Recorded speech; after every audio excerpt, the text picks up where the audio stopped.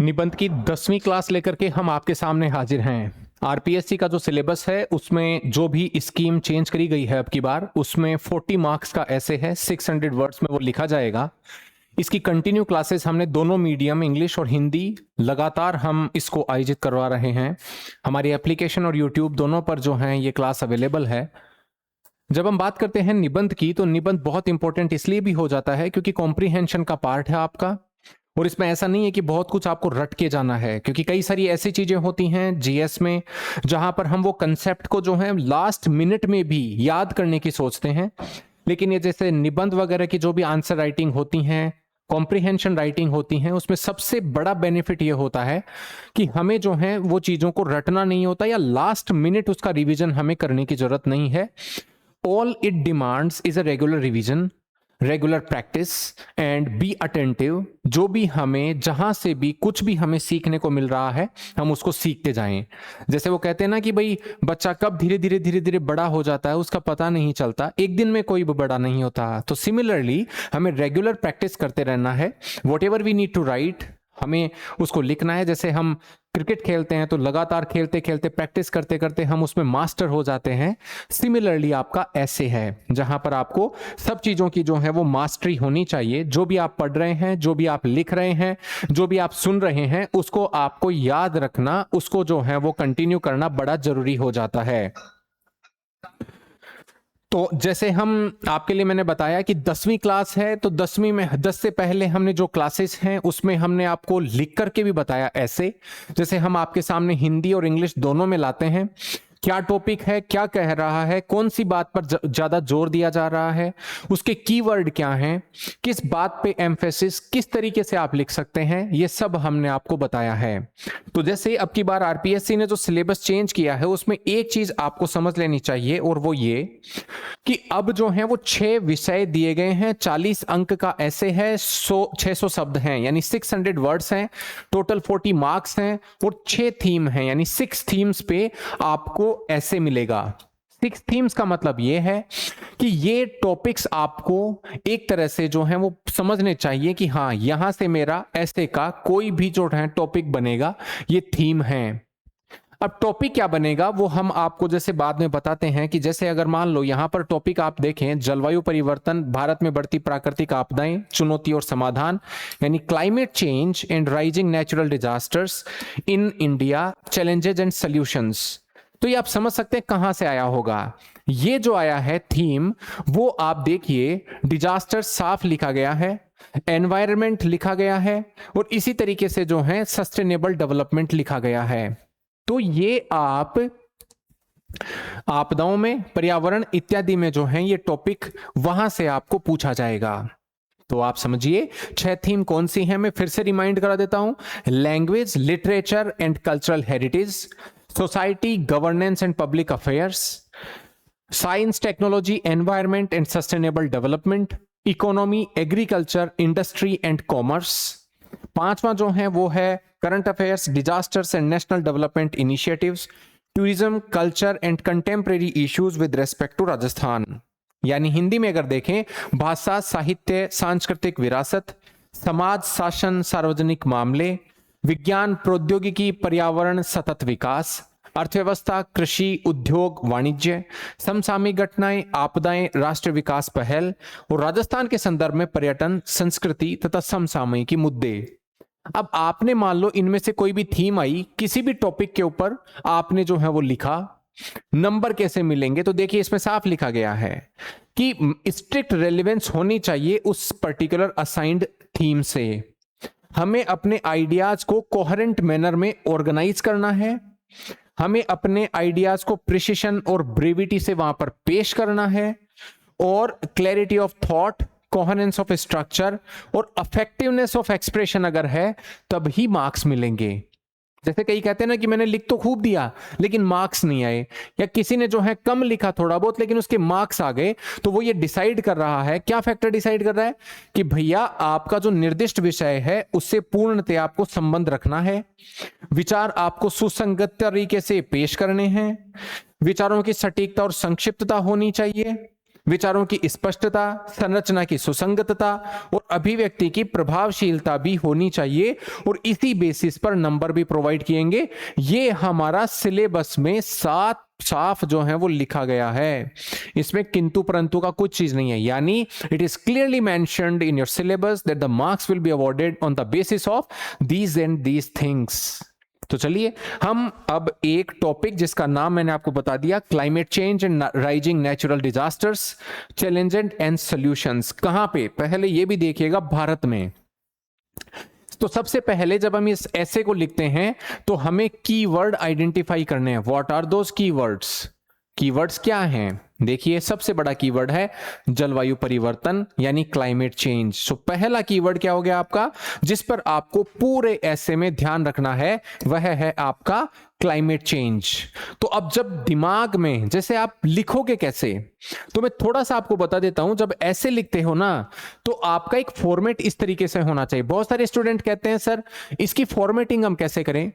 Topic तो मान लो आ गया, उसको तैयार कैसे करें, उसको लिखें कैसे? तो समझिए, ऐसे का फॉर्मेट आप इस तरीके से समझिए कि जैसे मान लो हेडिंग।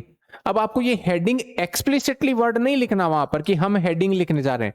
आप उस जो है मतलब जो टॉपिक आया उसको बस यहां पर लिख दें। हेडिंग शब्द ना लिखें लेकिन वो टॉपिक लिख दें।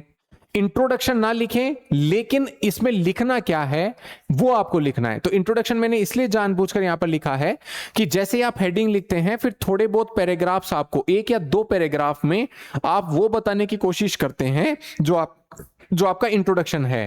यानी व्हाट यू वांट टू से टू द ऑथर, आप उस ऑथर से क्या कहना चाहते हैं उस ऐसे में।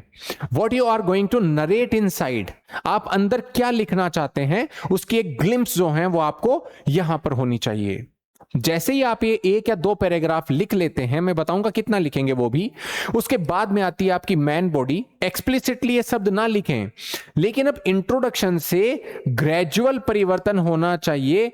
जैसे आप हर पैराग्राफ में एक विचार जो है वहां पर लिख दें कि इस विचार के बारे में मेरा ये पैराग्राफ है, इस विचार के बारे में मैं यहां पे कह रहा हूं, इस विचार के बारे में यहां कह रहा हूं। यानी जो इंट्रोडक्शन में आपने बताया, ट्राई टू एक्सपेंड दैट, हमें उसका विस्तार करना है और idea wise idea, paragraph wise paragraph वहां पर पेस्ट करते जाने हैं।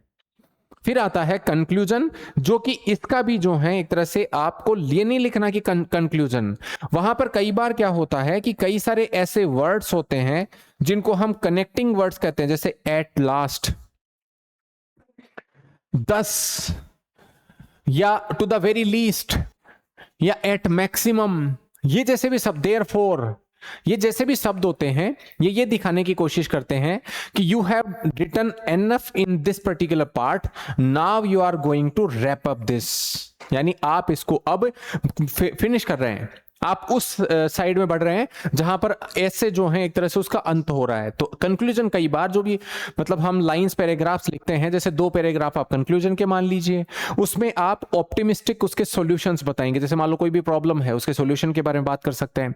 किसी भी देश का कोई अच्छा मॉडल आ रहा है तो उसके बारे में बात कर सकते हैं।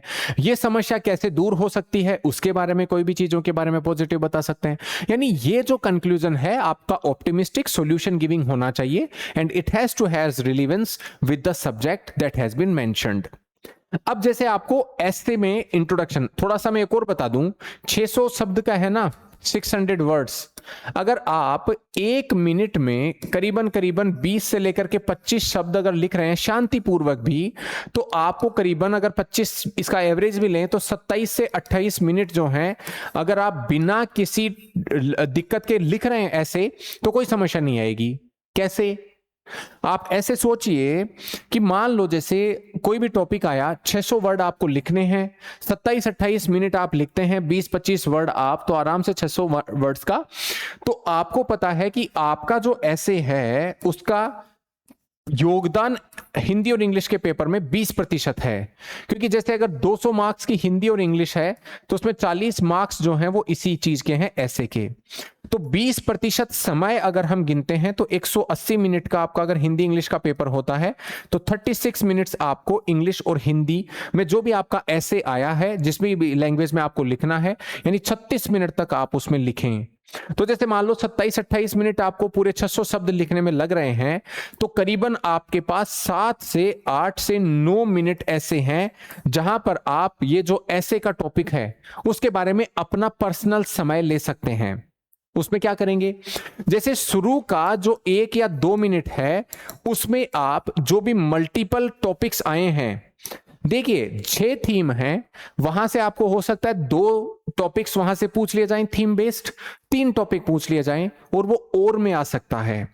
तो उन 3 में से 2 में से, क्योंकि पहली बार ऐसा होगा हमें पता नहीं है क्या आएगा, तो उन 2 में से 3 में से आपको जो भी चुनना है वह शुरू के 1-2 मिनट आराम से दिमाग लगा के सोचिए कि भैया इस समय जो है मेरे को यही टॉपिक के कीवर्ड आते हैं कि नहीं, यहीं पर ध्यान लगाना है। यानी initial 1 to 2 minutes should go to select a particular topic, the keywords in a particular topic, you should know them pretty well। अगर आप उनको नहीं जानते, उनकी फैमिलियरिटी नहीं है, तो अपने ईगो में नहीं पालिए, दूसरे टॉपिक पर बढ़िए, क्योंकि हम ऐसे टॉपिक का चुनाव ना करें जिसका न तो हमें कीवर्ड पता है, न हम उसको ढंग से कनेक्ट कर सकते हैं, और आगे जाकर के मान लो उसको काटने की जरूरत पड़े तो फिर आपका तो जो है वो ऐसे भी गया, खुद का कॉन्फिडेंस भी गया, पूरा का पूरा मामला साफ। तो पहला 1 to 2 मिनट आपको उस टॉपिक को सेलेक्ट करने में लगाना है कि what I am going to write, I need to select a topic which is very very familiar with me, जो कि मेरे से बहुत फेमिलियर हो। बाद में जो नेक्स्ट के 2 to 3 मिनट्स होते हैं उसमें फिर उस टॉपिक जो आपने चूज किया है उसके वेरियस कीवर्ड्स को दिमाग में लाइए कि भैया ये कीवर्ड क्या कह रहा है, क्यों कह रहा है, किस समाधान के बारे में बात कर रहा है, किस चैलेंज के बारे में बात कर रहा है, इस चैलेंज को किसी अन्य प्रदेश में या देश के अन्य किसी हिस्से में या फिर विदेश में भी कहां पर अच्छे से अपनाया गया और वहां से जो इसका सॉल्यूशन इमर्ज हुआ, कब जाकर के समस्या प्राप्त वो मतलब दूर होगी, यानी why, how, where, in which capacity, यानी जितने भी डब्ल्यू आंसर्स है ना वो आपको ढूंढ लेने चाहिए, और 2 से 3 मिनट में आप ये काम करेंगे। फिर 2 या 3 मिनट जो आपकी फिर बच गई हैं, तो 1 to 2 मिनट्स में आपके जो भी ये कीवर्ड संबंधी आइडियाज आपको आए थे उनको ऑर्गेनाइज करने की कोशिश करो। जैसे पहले आप मान लो किसी टॉपिक के प्रॉब्लम के बारे में बात कर रहे हैं, तो फिर पहले प्रॉब्लम आपने बता दी, फिर आपने सॉल्यूशंस बताए। ऐसा नहीं है कि प्रॉब्लम भी बता दी, सॉल्यूशन बता दिया, फिर प्रॉब्लम के बारे में बात करें तो फिर वो सोचेगा यार ये तो रिडंडेंट ऐसे है। तो इस तरीके से आपका होना चाहिए शांतिपूर्वक। फिर आपका जब ये काम हो जाए उसके बाद में जो है 27-28 मिनट बची, शांतिपूर्वक जो है, चूंकि आपके पास ये पूरा का पूरा तैयार है, तो फिर इसको आपको बस केवल लिखना है। तो जैसे हम सोचते हैं तो सबसे पहले आपके दिमाग में आती है कि व्हाट इज क्लाइमेट चेंज, यानी क्लाइमेट चेंज क्या है। इससे भी जुड़ा हुआ सवाल है प्राकृतिक आपदाएं, तो ये एक और कीवर्ड आ गया कि भैया प्राकृतिक आपदाएं क्या हैं। फिर साफ साफ कह रहा है कि भैया इनकी चुनौतियां क्या हैं, तो तीसरा जो है शब्द ये, और चौथा इनका समाधान। दोनों की, जलवायु परिवर्तन और प्राकृतिक आपदाओं की चुनौती, और जलवायु परिवर्तन और प्राकृतिक आपदाओं का समाधान, यानी क्लाइमेट चेंज और राइजिंग नेशनल जो डिजास्टर्स हैं उनके चैलेंजेस क्या हैं और उनके सॉल्यूशंस क्या हैं। एक तरह से पूरा ऐसे इसी में बात करता है। We know what is climate change, यानी किसी भी वेदर पैटर्न पर एक लंबे समय तक हुआ परिवर्तन कोई भी होगा वो जलवायु परिवर्तन कहलाएगा। अब ये क्यों होता है, तो एक तो होता है नेचुरल फिनोमेना भी, जैसे जो प्राकृतिक घटनाएं हैं वो भी एक तरह से जलवायु को परिवर्तित करती हैं, लेकिन मैन मेड यानी एंथ्रोपोजेनिक जो फैक्टर्स होते हैं वो उस रफ्तार को बढ़ा देते हैं। जैसे एंथ्रोपोजेनिक फैक्टर्स क्या है, मैंने मान लो कोई भी इंडस्ट्री लगाई, उसमें मैंने पोल्यूटेंट को जो है वो ढंग से कैप्चर नहीं किया, वो पोल्यूटेंट जो है वो फैल रहे हैं, तो अपने आप जो है वो पोल्यूशन हो रहा है और उसकी वजह से टेम्परेचर भी राइज हो रहे हैं। एग्जाम्पल एक, जैसे मान लो एंथ्रोपोजेनिक फैक्टर्स क्या है, जंगल हैं। अब जंगल को मैंने काटा मैंने, यानी इंसान ने उनको काटा, तो इंसान की वजह से जो है वो पेड़ जो कि इवा ट्रांसपोरेशन की प्रक्रिया करके टेम्परेचर को मॉडरेट बनाने में मदद करते थे, इवा ट्रांसपोरेशन की प्रक्रिया के कारण जो है वो बारिश होती थी, अब वो नहीं हो पा रही। जब वो नहीं हो पा रही तो दिक्कत है। तो उसके कारण जो है जलवायु तो परिवर्तित हो रही है, क्योंकि टेम्परेचर अब फास्ट बढ़ेंगे। जब टेम्परेचर फास्ट बढ़ेंगे तो आपको पता है अन्य घटनाएं भी उनसे होगी, वो क्या है, हम उसके बारे में भी चर्चा करेंगे। तो ये मेरा कहना है कि एंथ्रोपोजेनिक एक्टिविटी जितनी भी हो रही है, चाहे वो सोइल को पोल्यूट कर रहे हो, चाहे वो एयर को पोल्यूट कर रहे हो, चाहे हम इंडस्ट्रियल वेस्ट का डिस्चार्ज जो है वो बिना किसी मतलब रेगुलेशंस के कर रहे हो, या इसी तरीके से जो है फॉरेस्ट की कटाई हो, वाइल्ड एनिमल्स और ह्यूमन के बीच में जो टेंशन्स है वो बढ़ रही हो, तो इसकी वजह से जो है इस प्रकार की दिक्कतें आ रही हैं, जहां पर रिसोर्सेज जो हैं वो कम होते जा रहे हैं। फिर बात आती है कि भैया प्राकृतिक आपदाएं भी क्यों बढ़ रही हैं। एक थोड़ा सा आपको पता ये भी होना चाहिए, यानी नेचुरल डिजास्टर्स। अब नेचुरल डिजास्टर्स जो हैं वो क्या होते हैं, जैसे मान लो earthquake is a natural disaster, flood is a natural disaster. जैसे मान लो कहीं पे लैंडस्लाइड हुआ, also it becomes a natural disaster. कहीं पे ड्रॉट पड़ गया यानी सूखा पड़ गया, नेचुरल डिजास्टर। ये सब आपके दिमाग में है, आपको याद रखना है, उनको समझ में आना चाहिए आपको कि भैया ये जो है चीज इससे रिलेटेड है। तो ये काम आप कहां करोगे, जैसे मैंने आपको बताया था ना कि 1 to 2 मिनट तक आप ये करेंगे, 2 से 3 मिनट तक उन कीवर्ड के बारे में, फिर 1 से 2 मिनट आप ऑर्गेनाइज करेंगे अपने आइडियाज को। तो सेम काम हम यही तो कर रहे हैं ना। तो हमने जो है फिर दिमाग लगाया कि ये बढ़ती प्राकृतिक आपदाएं क्या होती हैं, अब इनमें बढ़ना क्या हो रहा है। जैसे मान लो कहीं पर माइनिंग हो रही है, माइनिंग के कारण जो वहां की इकोलॉजी है, जो माउंटेनियस एरिया में जो स्टेबिलिटी है वो डिस्टर्ब होती है। वहां पर कांस्टेंट वाइब्रेशन की वजह से जो पहाड़ हैं वो दरकते हैं, तो उसकी वजह से अर्थक्वेक की जो शैलो अर्थक्वेक वगैरह जो होता है, वीक अर्थक्वेक जिनको माना जाता है, वीक इंटेंसिटी वाले, वो बढ़ जाते हैं। तो जब अर्थक्वेक बढ़ेंगे तो आसपास के जो इलाके हैं वो वैसे इफेक्टेड होंगे। मान लो हम शहरीकरण कर रहे हैं, लेकिन हमने जो है वेटलैंड को वहां पर अतिक्रमण कर लिया, हमारे पास मिट्टी नहीं है, अब ये मिट्टी जनित जो है वो इलाके नहीं है, हम तो केवल कंक्रीट के पहाड़ बनाते जा रहे हैं। थोड़ा सा बारिश पड़ेगी और वो जो है पानी एकदम से इतना भर जाएगा, वो लगेगा हमें तालाब बन गया, यानी फ्लडिंग जो है, जिसको हम अर्बन फ्लडिंग का फिनोमेना कहते हैं, वो बढ़ जाएगी। उसकी वजह से नेचुरल डिजास्टर हो गया ना। जैसे दिल्ली के करोल बाग में एक ऐसी इंसिडेंट हुई जहां पर पानी बरसा, इतना पानी हो सकता है कि अगर गांव में बरस जाता तो सूख करके नकी हो जाता, लेकिन वो पानी जो है वहां पर कंक्रीटाइजेशन होने की वजह से रोड वगैरह सब कुछ सोखने का कुछ था नहीं, वहां पर इकट्ठा हो गया। वो एक जो है इनलेट की वजह से लाइब्रेरी में चला गया अंडरग्राउंड, और वहां पर जो है बच्चे जो भी पढ़ रहे थे उनको जो है वो वाटर कवर कर गया। हुआ क्या, ये एक तरह से नेचुरल डिजास्टर था, लेकिन बढ़ना किसने किया, हमने किया। तो प्राकृतिक आपदाएं बढ़ रही हैं। इसी तरीके से अगर मान लो हम ड्रॉट बात कर रहे हैं, जलवायु परिवर्तन की वजह से ड्रॉट्स बढ़ रहे हैं, ड्रॉट की वजह से जंगल जो है, कई बार आग लग जाती है तो लगातार जंगल के जंगल नष्ट हो जाते हैं। तो जो स्थानीय लोग हैं उनको जो है वो दिक्कतें आ रही हैं, चुनौतियां हो गई ना, ये चुनौती तो है।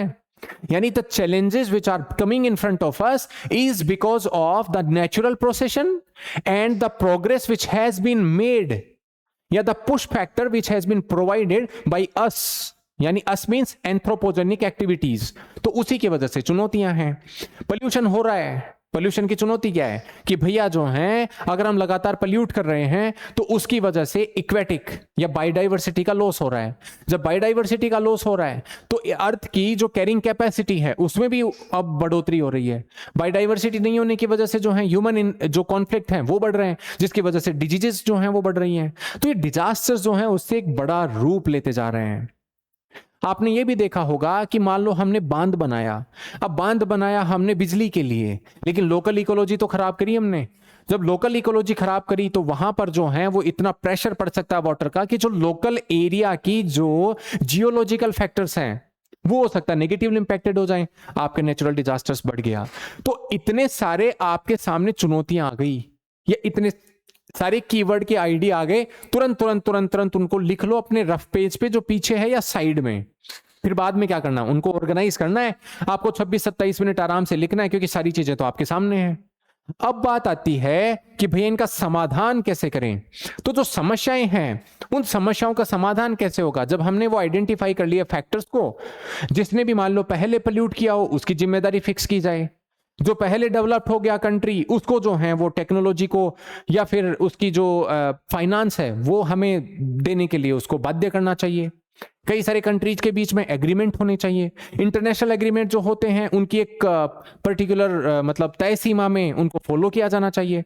अगर कोई फॉलो नहीं करता है तो उसके ऊपर पेनल्टी होनी चाहिए। इसी तरीके से समाज को आगे आना होगा। समाज को भी अपनी जिम्मेदारी समझनी होगी कि if there is a ban on the single use plastic we have to also not use them. The government has done its bit, now it is our turn to do it. यानी single plastic ban जो है हम अब उसको खुद भी follow करें, यानी नागरिकों के भी कर्तव्य हैं। तो जहां पर सरकारों की बात होती है, जहां पर इंटरनेशनल एग्रीमेंट्स की बात होती है, वहां पर हमें लोकल एरिया के सॉल्यूशन भी सामने लाने हैं।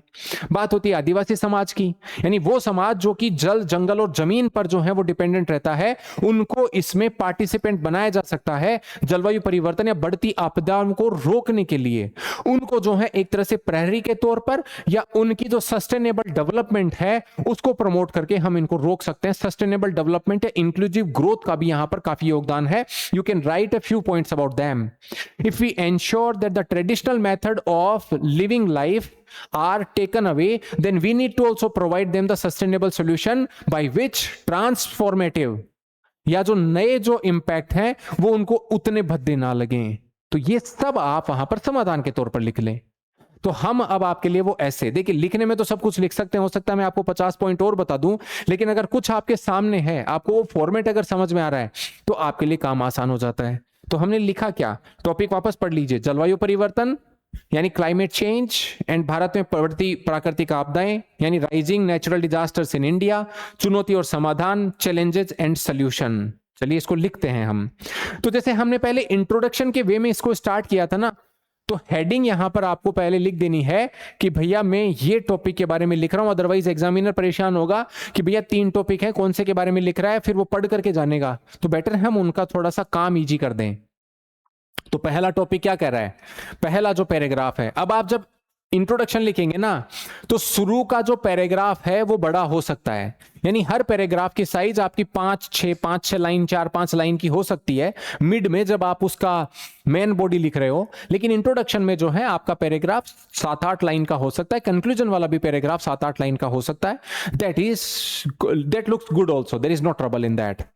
तो कहा गया है कि इन द 21st सेंचुरी, हमने दोनों मीडियम के लिए लिखा है, इंग्लिश में भी लिखा है और हिंदी में भी लिखा है। क्या कहा गया है कि climate change has emerge as one of the most serious challenges confronting humanity, यानी 21वीं सदी में जलवायु परिवर्तन मानवता के लिए एक बहुत गंभीर खतरा बन चुका है। हमने स्टार्ट ऐसे कर दिया, कहा कि its impact is not limited solely to the environment, it is also having a profound impact on the economy, agriculture, health, water security and social stability. आपको वहां पर बताया गया था ना चुनौती, कि भैया चुनौती है, कहां कहां है, यहां पर है। तो इसको जो है आप इस तरीके से लें। बात आती है तो जैसे अगर हिंदी में बात करें, तो इसका प्रभाव पर्यावरण तक सीमित न होकर के अर्थव्यवस्था, कृषि, स्वास्थ्य, जल सुरक्षा और सामाजिक स्थिरता पर भी गहरा पड़ रहा है। ये आपको समझ में आ गया। फिर बात आती है कि भैया भारत जैसे विकासशील और विशाल जनसंख्या वाला जो देश है उसके लिए चुनौती और गंभीर है, क्योंकि यहां पर प्राकृतिक जो आपदाएं हैं उनकी आवृत्ति और तीव्रता निरंतर बढ़ रही है। यानी for a developing country like India where there is a great population, the challenge is even acute because the frequency and intensity of the natural disasters within the country is continuously on the rise। ये समझ में आ गया। हमने भारत में आया था ना keyword Bharat में, तो भारत वाली समस्या को हमने यहां पर समझाया है। भारत में क्यों? क्योंकि जनसंख्या बहुत है, उनके पास जो है इतने संसाधन अभी उपलब्ध नहीं है। कई सारी जनसंख्या के पास अभी तक लाइफ जीने के जो संसाधन चाहिए वो नहीं है, रिसोर्सेज नहीं है। तो when there are crunch of the resources, when there is a lack of the resources, what will you do? That's why the problem gets multifold या problem gets multiplied। भारत के साथ में एक और बड़ी समस्या यह है कि अभी हम विकास के दौर से गुजर रहे हैं। तो जब विकास के दौर से गुजरा जाता है तो आप इंडस्ट्रियल डेवलपमेंट भी करते हैं, आप इंफ्रास्ट्रक्चर को भी प्रमोट करते हैं, आप जो हैं वो कई सारे ऐसे प्रोजेक्ट करते हैं जहां से आपका जो प्रिमिटिव एटमॉस्फेयर है, एनवायरनमेंट है, उसको नुकसान होना कई जगह पर वाजिब होता है। कई जगह पर जो है वो मतलब कहते हैं ना कि भाई नेचुरल है उसका होना, तो वो दिक्कत है। कई देश जो कि ये करके बैठ गए उनको कोई दिक्कत नहीं है, विकासशील देश हैं इसलिए हमारे पास उतना टेक्नोलॉजी उतना कैपिटल जो है इस चीज में लगाने के लिए नहीं है, बाकी हमें हमारे और भी तो काम है। और यही हम मांग कर रहे हैं वैश्विक देशों से, उन पश्चिमी देशों से जिन्होंने जो है अपना औद्योगिकरण समय से पहले कर लिया, या 17 to 18 सेंचुरी की जो इंडस्ट्रियल रेवोल्यूशन थी उस समय में जो है उन्होंने जितना पोल्यूशन किया शायद कार्बन एमिशन उसके बाद में उतने नहीं हुए, तो उनको वो फ्री हैंड मिल गया।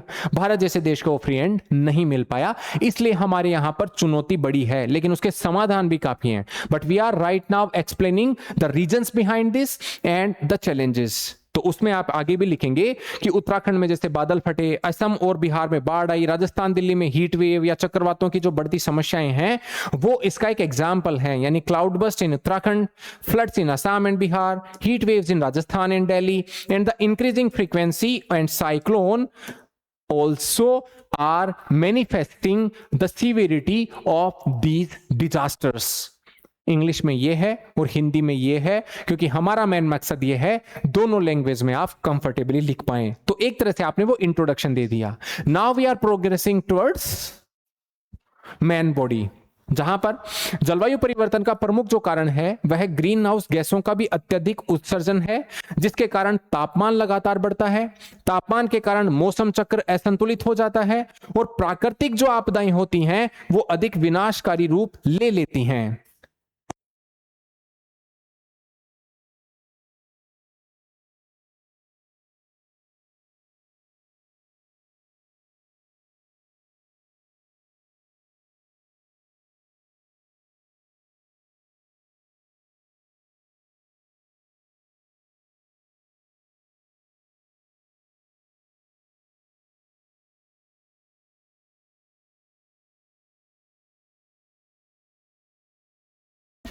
तो इसलिए जो है जैसे मान लो यहां पर ये भारत में मॉनसून की जैसे अनिश्चितता है, अनियमित बरसात है, समुद्री जो तूफान हैं उनकी तीव्रता इसी परिवर्तन के प्रत्यक्ष उदाहरण हैं।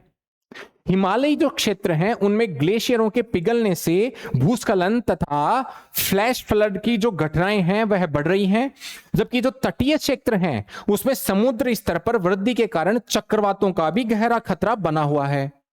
तो इसमें आपको यह समझ में आ गया कि भारत में ये चीजें हो रही हैं और इसके कारण हो रही हैं। जैसे अगर हम इंग्लिश में बात करें कि the primary cause behind climate change is the excessive emission of greenhouse gases that result in continuous rise in the earth atmosphere या temperature. You got my point? This rise in temperature is disrupting weather patterns and natural disasters are assuring increasingly destructive forms. In India, the unpredictability of the monsoon season, erratic rainfall, and intensifying severity of the storm are also serving as a direct example of this climate change. We have the Himalayan region, which is also getting affected by melting of the glacier, and because of that landslide events are increasing and flash floods in the coastal areas are also causing threat to the local life and coastal areas। तो ये जो हैं आपने चीजें लिखी कि भैया भारत में जलवायु परिवर्तन और जो बढ़ती प्राकृतिक आपदाएं हैं उनसे चुनौतियां क्या हैं, हम उनको वहां पर लिख रहे हैं। नेक्स्ट जैसे आप अगर पढ़ रहे हैं तो कहा जा रहा है कि जो भी प्राकृतिक आपदाएं होती हैं उनका सबसे अधिक प्रभाव गरीब या कमजोर वर्ग पर पड़ता है। यानी natural disasters have the most profound impact on poor and vulnerable section of the society. Floods, droughts and cyclone strip million of people of their livelihood, यानी उनकी आजीविका जो है ये छीन लेते हैं। देखिए हिंदी के सेंटेंस को आपको इंग्लिश में भी ट्रांसलेट करना है, तो इसको ट्रांसलेट के तौर पर भी समझ लीजिए। यानी अगर मान लो आपको इनडायरेक्टली एक तरह से ये भी समझ में आ जाना चाहिए कि भैया ट्रांसलेट कैसे होता है। जैसे उस वाले में क्या कहा गया कि कृषि क्षेत्र विशेष रूप से प्रभावित होता है क्योंकि बड़ी आबादी भारत की आज भी कृषि पर निर्भर है। यानी the agriculture sector is particularly affected as a large segment of India's population remains dependent on agriculture. तो आपको वो प्राकृतिक आपदाओं की सबसे बड़ी चुनौती जो भारत के लिए है ना, उसका कारण आप बताते जा रहे हो और पढ़ने वाले को लगेगा कि वाह क्या आपने जो है वो ऐसे लिखा है, क्योंकि आप कारण वाइज कारण, idea wise idea, paragraph wise paragraph जो है उनको समझाते जा रहे हो। लेकिन ये कंट्रोल्ड राइटिंग, लेकिन ये एफिशिएंट राइटिंग आपको तब ही आएगी जब आप अच्छे से इनकी पढ़ाई करोगे। आप अभी से ही जो है हर किसी चीज को एक लक्ष्य बना करके चलोगे कि भैया हाँ ये मेरा लक्ष्य है, 5-7 लक्ष्य से काम नहीं चलेगा, एक ही लक्ष्य आपका होना चाहिए। Each and every time when you wake up till the time you sleep you should think about RAS only. RAS के लिए ही आपको सोचना है सुबह से लेकर के शाम तक। तब जाकर के जो है आपकी ऐसे जो सब्जेक्ट होते हैं, GS के जो सब्जेक्ट होते हैं, प्रीलिम्स मेंस इंटरव्यू, इनके लिए आपके एक इंटीग्रेटेड मैनर में तैयारी होती है। जैसे हम आगे लिख रहे हैं कि अनियमित बरसात और बढ़ता जो तापमान है उसके कारण भी फसल उत्पादन में गिरावट आती है, जिसके कारण किसानों की आय और खाद्य सुरक्षा दोनों प्रभावित हो रही है। यानी erratic rainfall and rising temperatures lead to a decline in the crop production, thereby impacting both the food security and farmers income. Heat waves and pollution are exacerbating health related issues with heat stroke, respiratory ailments and waterborne diseases are also become more prominent।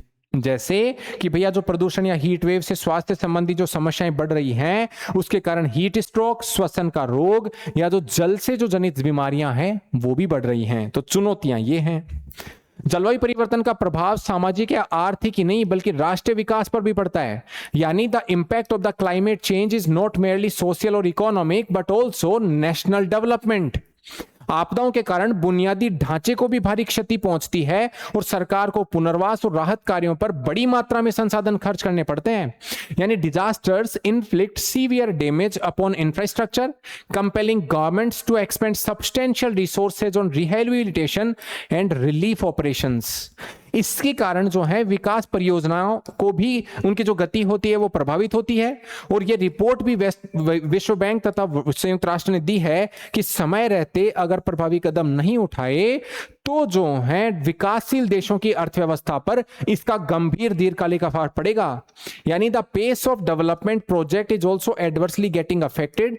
Various report from World Bank and the United Nations are indicating that unless effective measurements are taken in a timely manner, this will have a grave long-term impact on the developed economies outside। तो ये एक बहुत बड़ा challenge हमारे सामने जो है वो उभर सकता है, हमें इस चीज को जो है समझना है। फिर बाद में बात आती है कि भाई इस चुनौतियों से निपटें कैसे। तो कई सारी पहल हमने कर ली। यानी to address the challenges we have undertaken several significant initiatives. What are those initiatives? राष्ट्रीय आपदा प्रबंधन प्राधिकरण जैसे NDMA यानी National Disaster Management Authority, National Action Plan on Climate Change, International Solar Alliance, Panchamrit goals. Through that India is also striving towards climate action. यानी इनके द्वारा जो है भारत जलवायु परिवर्तन पे कार्रवाई करने की दिशा में प्रयासरत है। Measures such as promoting renewable energy, particularly from solar and wind, incentivizing electric vehicles, launching the green hydrogen mission offer positive indication। यानी नवीनीकरण ऊर्जा, विशेषकर पवन, सौर इत्यादि को बढ़ावा देना, इलेक्ट्रिक वाहनों को प्रोत्साहन देना, हरित हाइड्रोजन जैसे जो हैं काम हम कर रहे हैं उससे हमें सकारात्मक संकेत मिल रहे हैं। यानी आपदा पूर्व चेतावनी प्रणाली तथा डिजिटल तकनीकों के उपयोग ने भी आपदाओं में जनहानि को कंट्रोल करने में सहायता की है। यानी utilization of the early warning systems and digital technologies are also aiding in minimizing the resource losses.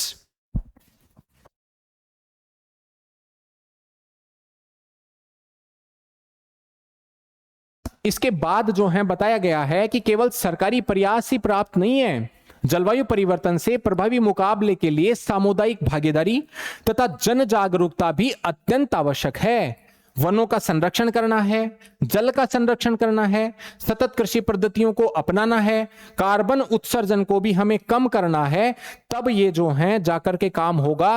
और ये जिम्मेदारी भी प्रत्येक नागरिक की है। यानी government efforts alone are not sufficient, community participation and public awareness are absolutely essential to effectively combat the climate change.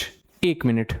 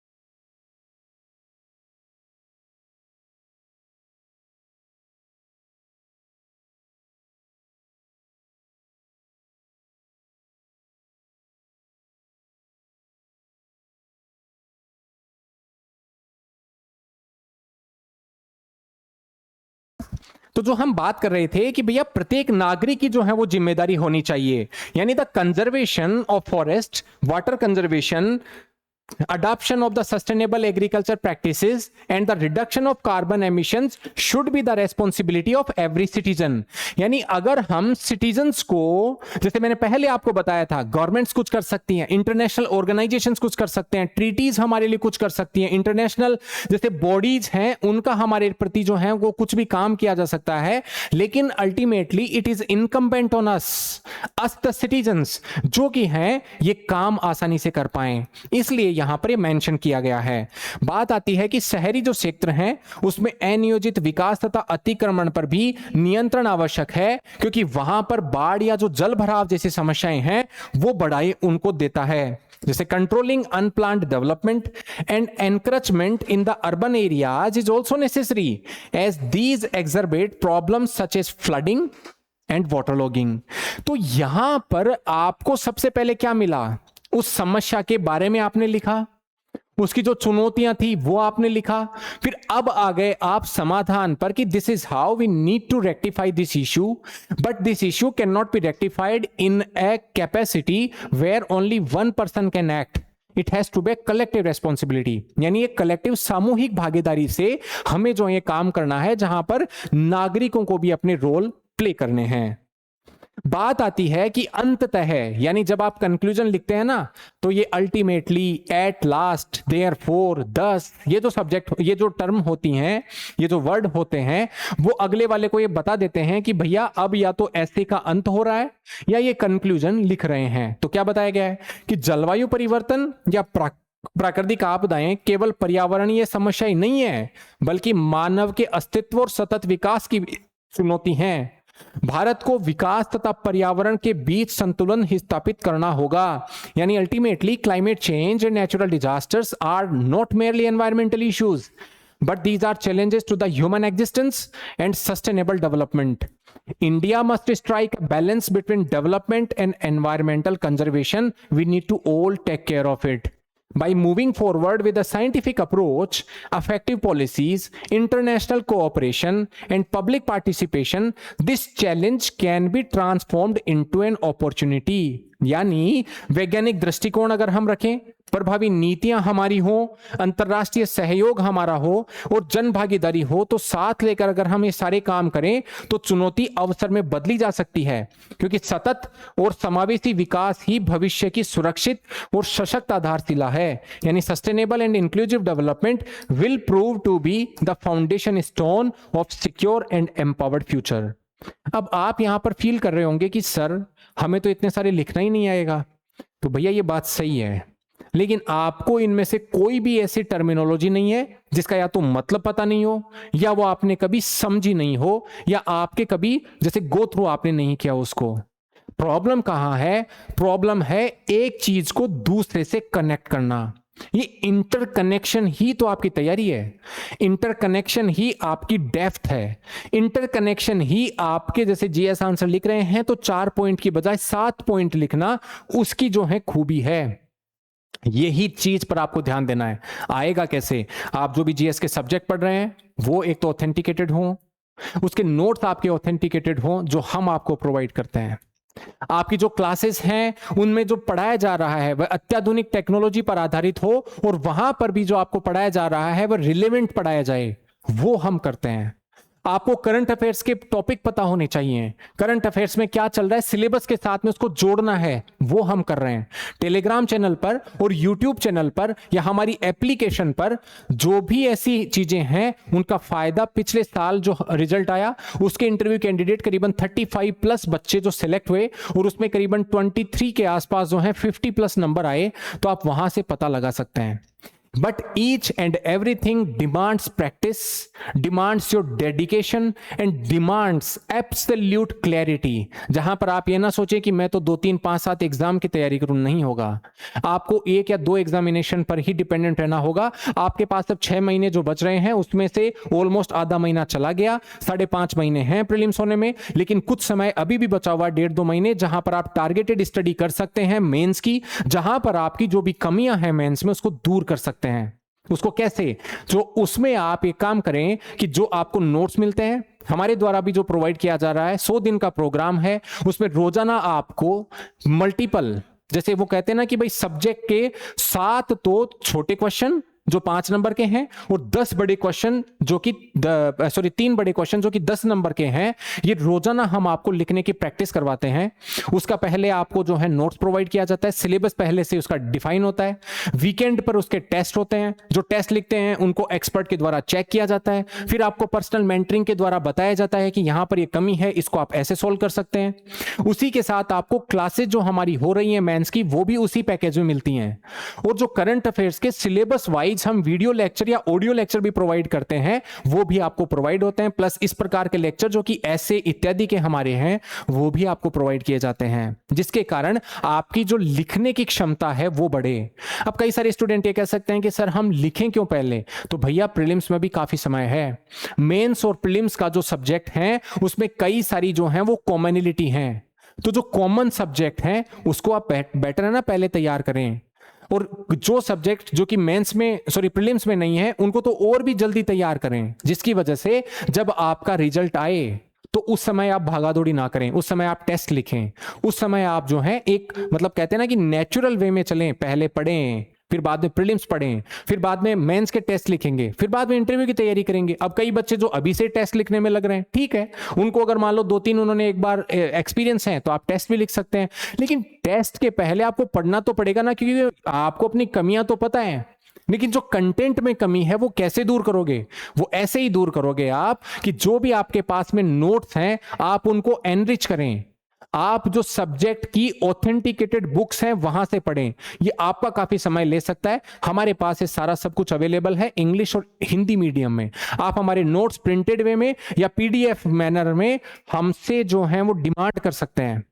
आप एप्लीकेशन डाउनलोड करें, वहां पर आपको सारी इंफॉर्मेशन मिलेंगी। कहने का मतलब इतना है कि लिखें रोजाना। अगर जब आप नहीं लिख रहे हैं तो आपको ऐसा लगना चाहिए जैसे कोई चाय पीने वाला चाय नहीं पी रहा हो ना दिन में और उसको जैसे सुस्ती सी आती है, इसी तरीके से आपका भी होना चाहिए। यानी you should make it a habit that in the morning और इन द डे पीरियड और in the evening you should develop that particular habit that you need to write at least for 30-40 minutes daily. It can become 1 hour.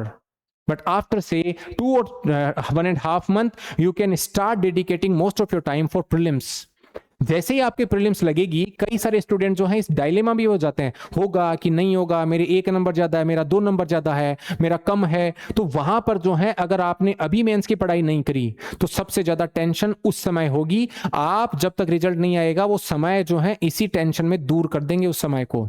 वो समय waste अगर हो गया तो फिर आप उन बच्चों से पिछड़ जाएंगे जो कि करीबन 15,000 हैं और वो मेंस में बैठ रहे हैं।